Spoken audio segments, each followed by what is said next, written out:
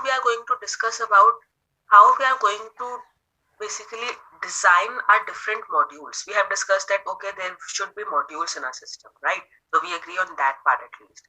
Now, how will be those modules organized so that they should be deliverable to the customer, and it's like they should be maintainable from our side as well as they should be manageable. As in, for example, you also know that a software needs to be changed again and again, right? So there will be updates, there will be some errors that needs to be changed, there will be some obsolete capabilities that need to be removed, and so on. So we need to focus on that part, that those should be organized in such a manner that are, yes, that should be easy to develop, and also they should be maintainable, as in they should be we should be able to change afterwards if demanded. So structured design techniques help developers to deal with the size and complexity of programs. So if yes, since in the case of large softwares, there will be so many modules in our system, right? They will be complex in nature. They will be large in size, and so on. So these design strategies will help developers to deal with all that. So analysts create instructions for the developers about how code should be written and how pieces of code should fit together to form a program. So first of all, it's important for the okay. So developers के लिए ये हमारा important होगा कि it's like कि हम वो code कैसे लिख रहे हैं. फर्स्ट ऑफ ऑल कैसे लिख रहे हैं in the sense as I discussed before कि हाँ कौन कौन से मॉड्यूल्स हमारा एक अलग पार्ट होना चाहिए, कौन से मॉड्यूल्स आपस में कनेक्टेड होने चाहिए, हमने कोहेजन कपलिंग में डिस्कस किया, राइट. फिर अब उन मॉड्यूल्स को आपस में कैसे कनेक्ट करना है ताकि ऑफ कोर्स है तो वो एक ही सॉफ्टवेयर का प्रोग्राम, हमने ठीक है हम एक सॉफ्टवेयर को मल्टीपल प्रोग्राम्स में या मल्टीपल मॉड्यूल्स में डिवाइड तो कर लिया, उस बार हमें वापस अब उन्हें एक ही प्रोग्राम का पार्ट यानी कि एक ही सॉफ्टवेयर का पार्ट तो शो करना है ना, तभी वो एक पूरा सॉफ्टवेयर बनेंगे. तो उनको कैसे एक सॉफ्टवेयर बनाना है एक कंबाइंड, वो हमारे लिए important. So it is important for two reasons. First, even pre-existing code, if any, needs to be understood, organized and pieced together. So अगर हम कोई पुराना कोड अगर हम यूज कर रहे हैं, पिछला कोड, या हो सकता है कोई नया वर्जन बना रहे हो, इसलिए हमारा उसी का ही पूरा पिछला कोड हम उसमें हमें चेंजेस करने हो एंड सो ऑन. तो अगर ऐसा कोई कोड एग्जिस्ट करता है तो उससे पहले हमें ऑफ कोर्स समझना पड़ेगा एंड उसके हिसाब से हमें नए कोड में उसे बेसिकली इन्वॉल्व करना पड़ेगा. Second, it is still common for the project team to have to write some code and produce original programs that support the application logic of the system. So yes, existing code तो use होगा ही, but again कोई नया code भी of course लिखना पड़ेगा ही, right? I'm not able to, basically I'm not getting any notification for her.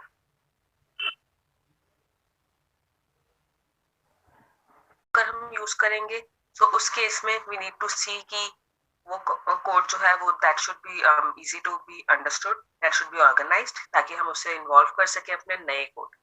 क्योंकि second जो अगर हम नया कोड लिखेंगे तो उसकी और पुराने कोड की जो इन्वॉल्वमेंट है वो हमारी ऐसे होनी चाहिए कि हमारा एक मेंटेनेबल सिस्टम, राइट.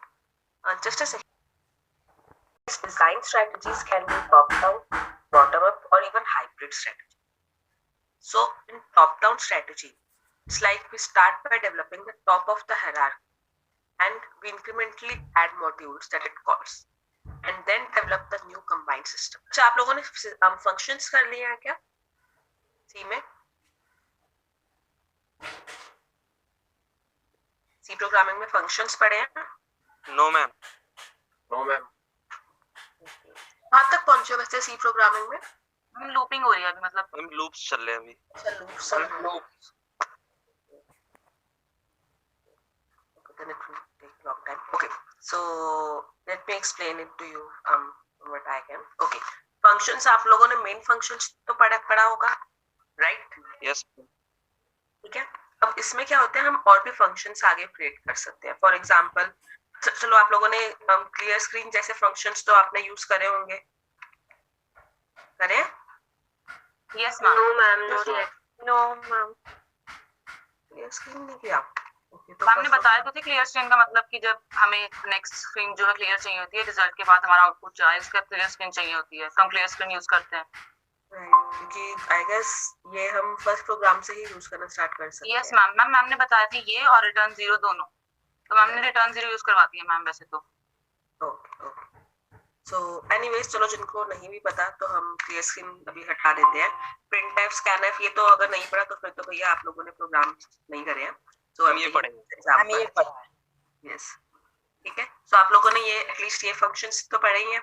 अब ये प्रिंटफ, स्कैनफ क्या है? ये हमारे आपके फंक्शंस होते हैं। ऐसे करके और भी हमारे कुछ फंक्शंस यूज हो सकते हैं। फॉर एग्जांपल हमने ऐड फंक्शन जैसे क्रिएट कर दिया, हम कर सकते हैं ऐसे, ठीक है? आप आगे आप सीखोगे। हमने एक सबट्रैक्ट फंक्शन क्रिएट कर लिया एंड सो ऑन, ठीक है? अब ये फंक्शंस क्या करते हैं, मैं बस थोड़ा बेस समझाने की कोशिश कर रही हूँ ताकि आप लोग ये स्ट्रेटजीज अच्छे से मैं इनको एक्सप्लेन करता हूँ, right?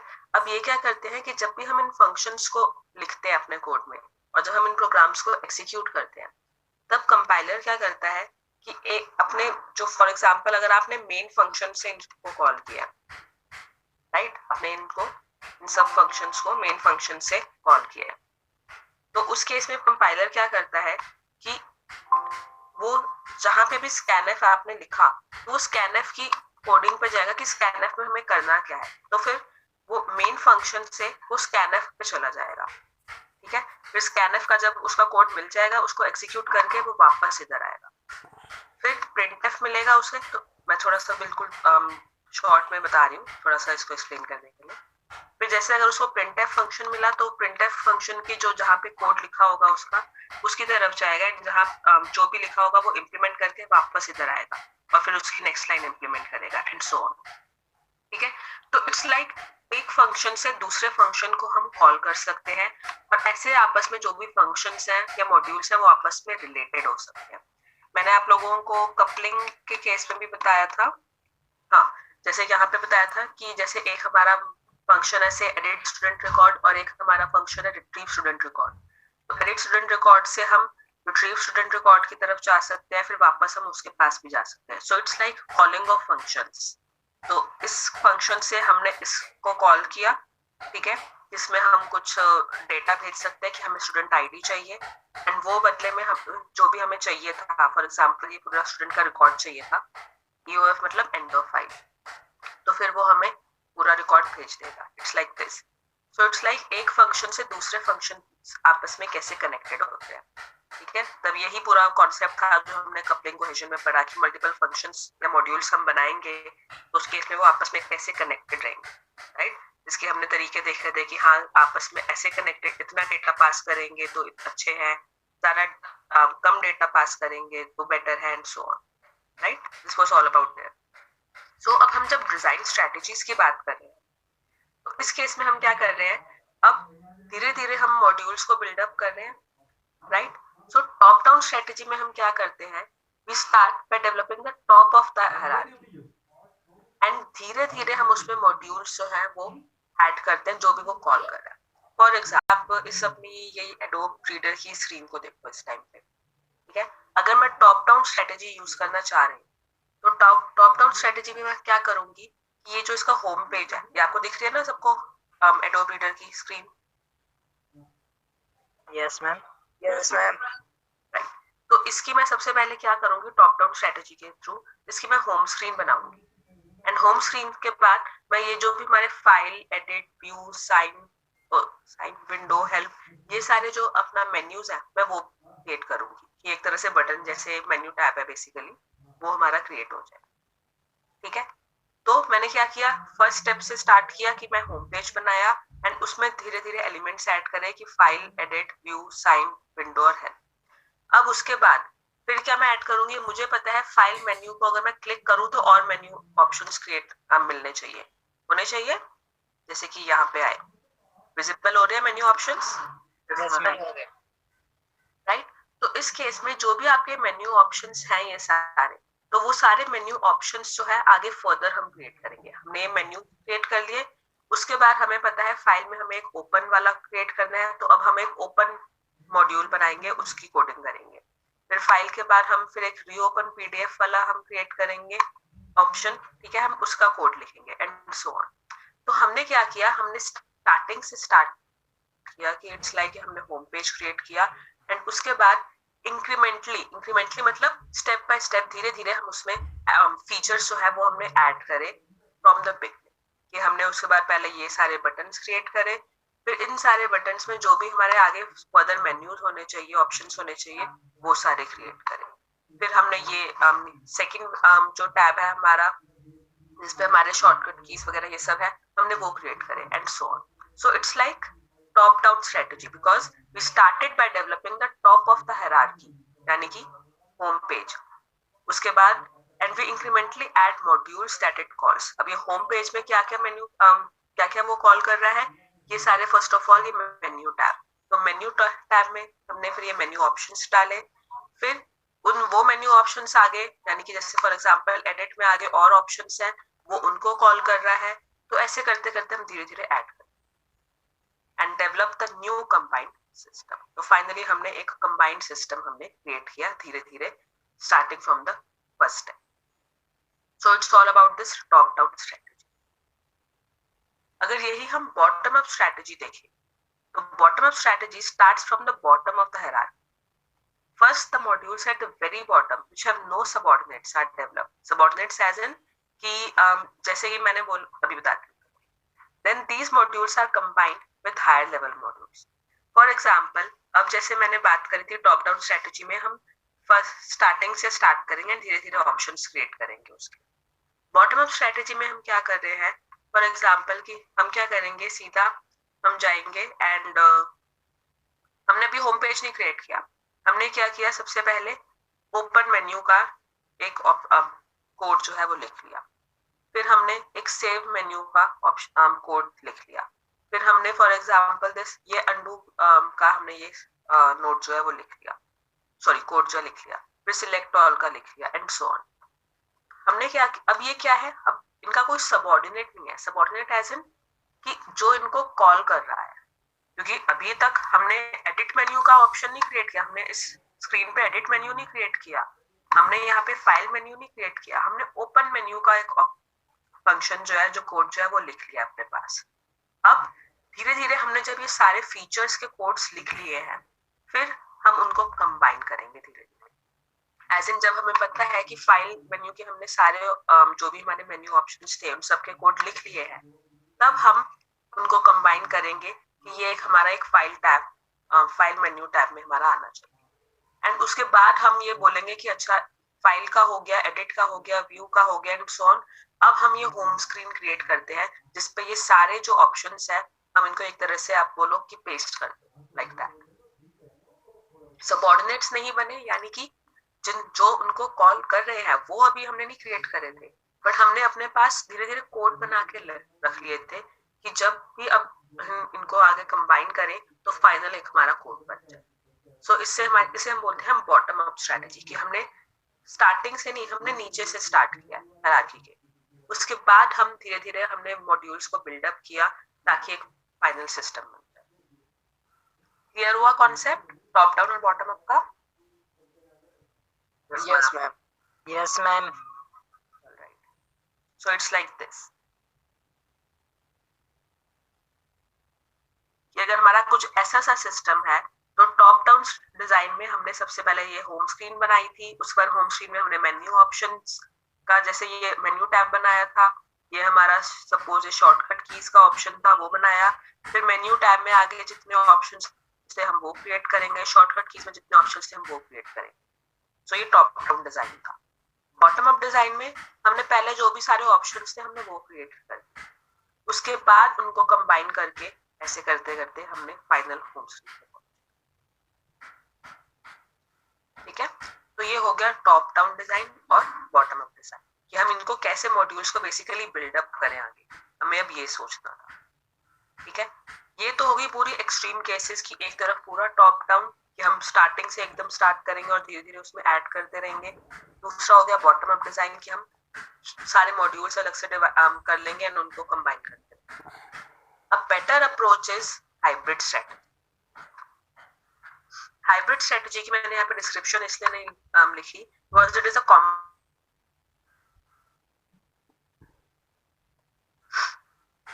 Menu tab and then the file menu then the edit menu and so. कभी कभार हो सकता है, मैंने आपको पहले भी बताया था कि it's not a responsibility of a single developer to code a whole large software. अभी एडोब रीडर जो है पूरा इतनी बड़ी एप्लीकेशन है, इतने सारा फीचर्स होते हैं इसमें, तो एक ही डेवलपर बैठ के पूरा सिस्टम नहीं क्रिएट करता. There is a range of developers who are going to create this. तो उस केस में डेवलपर्स को अलग अलग रिस्पॉन्सिबिलिटीज दी जाती हैं और धीरे धीरे उन सबको कंबाइन किया जाता है उन चीजों को. राइट. तो ऐसे केस में कंप्लीटली टॉप डाउन या कंप्लीटली बॉटम अप स्ट्रेटजी बनानी थोड़ी सी इनकम्पैटिबल हो जाती है. तो इस केस के लिए हम हाइब्रिड स्ट्रेटजी यूज करते हैं. तो in hybrid strategy it's like for example just I am taking an example. इस केस में हमने क्या किया, हमने होम स्क्रीन बना ली पूरी. ठीक है. होम स्क्रीन के बाद हमने फॉर एग्जांपल हमने थोड़े ये मेन्यू ऑप्शंस क्रिएट कर लिए. ये एडिट के हमने थोड़े से मेन्यू ऑप्शंस क्रिएट कर लिए एंड फिर हमने एडिट मेन्यू बना दिया. अब हमने स्टार्टिंग से भी स्टार्ट किया कि हमने पहले होम स्क्रीन डिजाइन करी, उसके बाद हम थोड़ा बॉटम अप वाले में गए कि हमने फिर थोड़े से मेन्यू ऑप्शंस बनाए, फिर हमने एडिट मेन्यू बनाया एंड सो ऑन. तो इसमें हम क्या करते हैं, अपनी जरूरत के हिसाब से, अपनी फिजिबिलिटी के हिसाब से कि कैसा हमारे अप्रोच जो है वो बेटर सूट करेगी हमारे सिस्टम के हिसाब से, हम वो यूज करते हैं अपने डिजाइनिंग में. So it's a better approach, hybrid strategy, than both the top down and bottom up strategy. जिसमें हम एक तरफ से वो नहीं रहते कि हमें टॉप डाउन ही करनी है या bottom up. Alright.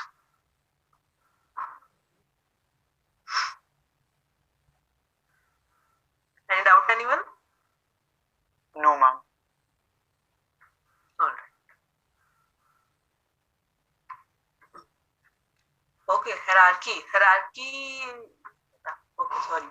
Hierarchy is like this is a hierarchy. Hierarchy as in कि एक चीज से हम सेकंड चीज पे जा रहे हैं, सेकंड चीज से थर्ड चीज पे जा रहे हैं, थर्ड से फोर्थ चीज पे जा रहे हैं and so on. Right. So it's like basically एक तरह से हम रैंकिंग प्रोवाइड कर रहे हैं. जैसे कि अगर हम ये बोले, जैसे फॉर एग्जांपल आप लोगों को स्टार्टिंग में बोला गया था कि जो भी अगर आपके कुछ डाउट्स हो, तो जैसे कि अगर चलो आपके हाँ ठीक है क्लासेस होती हैं, क्लास में सीआर होते हैं या मॉनिटर्स टाइप्स होते हैं, तो आप अपने पहले जो भी आपके कुछ कंसर्न्स हैं आप अपने मॉनिटर्स या सीआरस को प्रोवाइड करो. वो है वो आपके जो सब्जेक्ट टीचर्स होंगे फॉर एग्जांपल या मेन या एचओडीज होंगे, उनको कंसर्न आपके फॉरवर्ड करेंगे.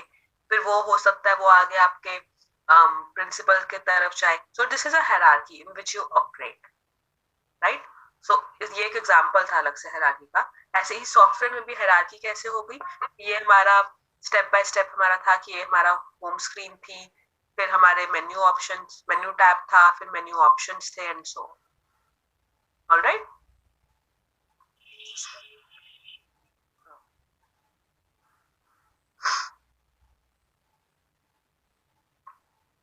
Now there are two types of design: function oriented and object oriented design. So it will be actually a little quite complicated for you to understand object oriented design because you have not even studied C programming yet, and we will be discussing object oriented design as well.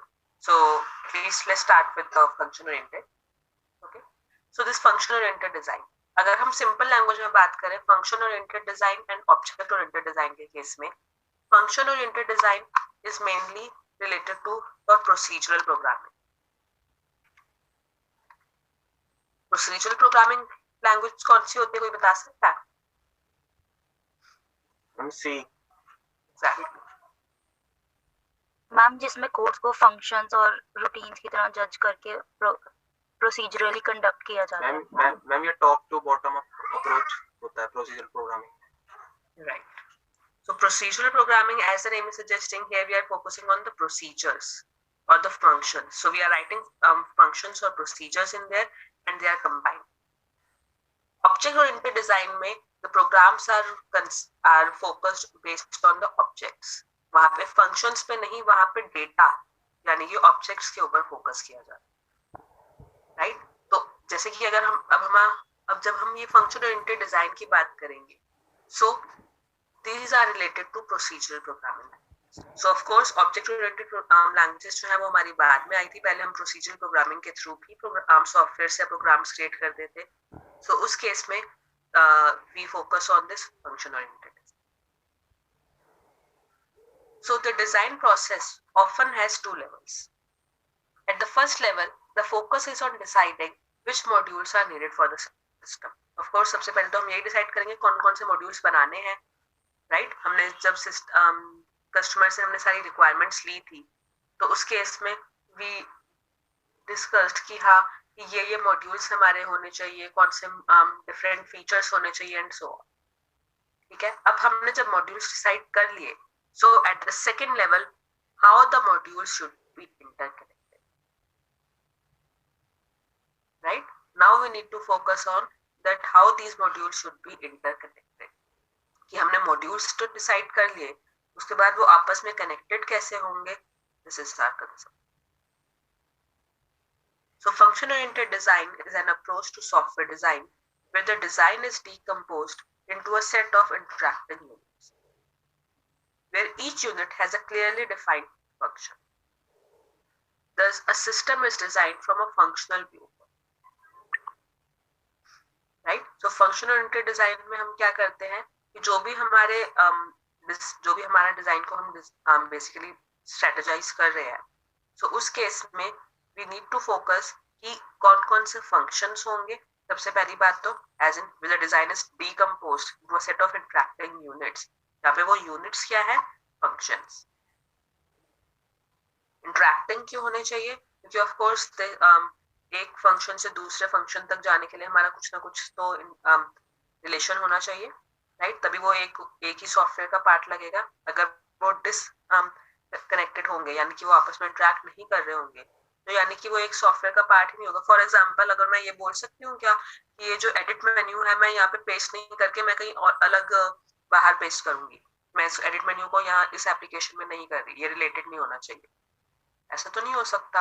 अगर मुझे एक as a whole software create करना है तो मुझे ऐसे इसको connect करना पड़ेगा एडिट मेन्यू को कि ये मेन्यू टैब में आए और ये मेन्यू टैब इस पूरी एप्लीकेशन पे आए, तभी एक पूरा सॉफ्टवेयर का पार्ट लगेगा, राइट। और now thus a system is designed from a functional viewpoint. So as we already discussed, इस केस में we are focusing on procedural programming as in functional programming. So for a function oriented design, the design can be represented graphically or mathematically by the following.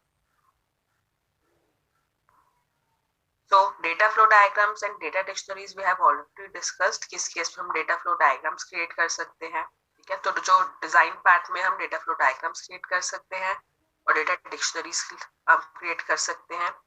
Then we can also create structure charts and pseudo code. Pseudo code आप लोगों ने पढ़े हैं C programming में?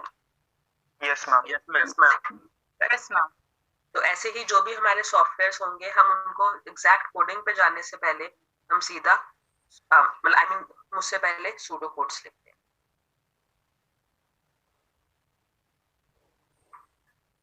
Then structure charts अब इसमें रह गए हमारे कि स्ट्रक्चर चार्ट्स क्या होते हैं। It's like this. So a structure chart partitions a system into black boxes. अब black box क्या होता है? It's like, what's a black box? It's like we cannot see inside that black box. Right? हम जो है ये सारे जो भी फंक्शंस हैं जो अगर हम सिस्टम को ब्लैक बॉक्सेस में क्रिएट कर रहे हैं, डिवाइड कर रहे हैं, तो उस केस में we cannot see कि what that black box is. अगर आपके सामने एक ब्लैक बॉक्स रख दिया जाए तो you can not see inside कि ओके इसमें क्या है क्या नहीं है। आपको तभी पता चल सकता है जब आपको एग्जैक्टली विजिबल होगा कि इसमें क्या कर रहा है। सो यहाँ पे ब्लैक बॉक्स का क्या मतलब है? Here the functionality is known to the user without the knowledge of internal design. कि हमें ये पता होगा कि फॉर एग्जांपल जैसे कि अगर आपका स्विच बोले सिंपल, ठीक है, हम आपका स्विच आपके रूम्स में स्विच होंगे, तो उस केस में आप सबको पता है कि ये स्विच को ऑन करने से कोई जो भी एसोसिएटेड लाइट फैन या जो भी कंसर्न है तो वो आपका ऑन हो जाएगा, एंड अगर आप उसको ऑफ कर देंगे तो वो जो भी आपकी लाइट फैन या जो भी आपकी चीज है जिसका वो कनेक्टेड है वो आपकी ऑफ हो जाएगी, right.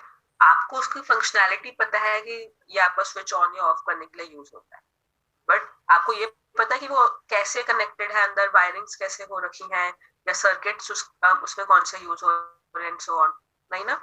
So that means it's kind of a black box to you, where functionality is known to you but internal design is not. So ऐसे ही हमारे जो भी सॉफ्टवेयर में अगर हम एक सिस्टम को ब्लैक बॉक्सेस में क्रिएट कर रहे हैं, सो इस केस में हम क्या कहना चाह रहे हैं कि जो भी हमारा सिस्टम है हमने उसको फंक्शंस में डिवाइड किया, एंड इट्स लाइक वो आगे फंक्शंस डिवाइड कर रहा है एंड हमें पता है कि वो डिफरेंट मॉड्यूल्स आपस में कैसे कॉल कर रहे हैं एक दूसरे को, बट हमें ये नहीं पता कि उनका इंटरनल डिजाइन कैसे। अगर मैं इस सिस्टम का फॉर एग्जांपल इस एडोब रीडर का अगर स्ट्रक्चर चार्ट बनाने की कोशिश करूं तो कैसे बनेगा। फॉर एग्जांपल हमने यहाँ पे बोला जैसे कि हमारी सबसे पहले आ गई होम स्क्रीन, ठीक है, होम स्क्रीन से फिर मैं यहाँ पे गई एक मेन्यू टैब पे, एक मेन्यू चलो मेन्यू बार, एक्चुअली इसको मेन्यू बार बोलते हैं, ठीक है, मेन्यू बार आई। अब उस मेन्यू बार में मुझे पता है कि यहाँ पे बहुत सारे ऑप्शंस हैं, क्या क्या है, file, edit, view, sign, window, help. तो हमने ये सारे ऑप्शंस क्रिएट कर दिए, ठीक है। अब उसके बाद मुझे पता है कि फाइल जो है वो आगे उसके अलग आगे और ऑप्शंस है, फॉर एग्जांपल एक है हमारा ओपन का, एक है हमारा सेव का, एक है हमारा सपोज एक्सेट का, दैट्स इट। सिमिलरली एडिट के हमारे अलग आगे ऑप्शंस हैं एंड सो ऑन। तो इस केस में क्या कर रहे हैं, पहले यहाँ पे हमारी ये home screen I, home screen से मैं मेन्यू बार पे गई और यहाँ पे सपोज एक हमारे शॉर्टकट ऑप्शंस पे गई जैसे कि ये हमारे थे, ठीक है। यहाँ पे एक हमारे टूल्स ऑप्शन पे गई, ठीक है, कि जैसे ये हमारे यहाँ पे टूल्स है, ठीक है। फिर आगे टूल्स में क्या क्या ऑप्शंस है मैं वो क्रिएट करूंगी यहाँ पे नीचे। सिमिलरली मेन्यू टैब में आगे मेरे क्या क्या मतलब मेन्यू बार में हमारे क्या क्या ऑप्शंस है मैं वो जाऊंगी एंड सो ऑन। अब मुझे पता है वो मेन्यू बार में हमारे मेन्यू फाइल मेन्यू है एंड उसके आगे क्या क्या फंक्शनैलिटीज है, बट इंटरनल डिजाइन नहीं पता। So it's kind of like a black box की फंक्शनैलिटी पता है बट इंटरनल डिजाइन हमें नहीं पता। क्लियर हुआ कुछ? Yes ma'am. Yes ma'am. I'm just a second class। और उन एरोज में भी दो तरह के एरोज हैं, देखो तो एक ये और एक ये, क्या डिफरेंस है इनमें? मैम एक एरो के एंड पे ओपन सर्कल है, मतलब व्हाइट है, और दूसरे में ब्लैक है पूरा डार्क। एग्जैक्टली। सो जो हमारे ओपन वाले हैं these denote data, as in कि अगर एक मॉड्यूल से दूसरे मॉड्यूल में अगर हम कोई डेटा पास कर रहे हैं तो उस केस में हम ऐसा एरो क्रिएट करेंगे, और अगर हम कोई कंट्रोल इंफॉर्मेशन पास कर रहे हैं तो हम ऐसे क्लोज्ड वाला करेंगे। Control information as in true false types वाली चीजें जिससे हमारी वो कंट्रोल हो रही हो चीज, राइट। Data as in for example मैंने पूरा